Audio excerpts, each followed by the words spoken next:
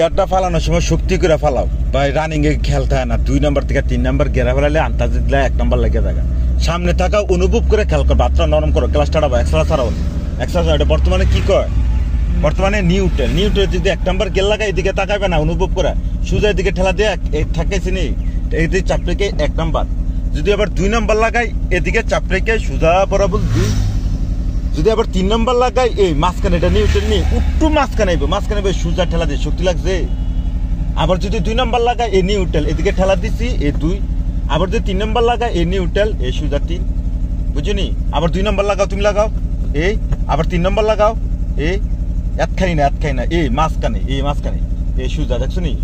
খেয়াল করতে হবে। আবার এই নিউটেল এই 2, আবার 3 নাম্বার লাগাও এই নিউটেল এই সোজা 3, আবার লাগাও এই ঠিক আছে। আবার 2 নাম্বার থেকে এই তো 2 নাম্বার থেকে এদিকে চাপ রেখে এই মাঝখানে আইসি নি, উট্টু মাঝখানে সোজা তেরা করে হানো যায় কে রে। আবার খেয়াল করো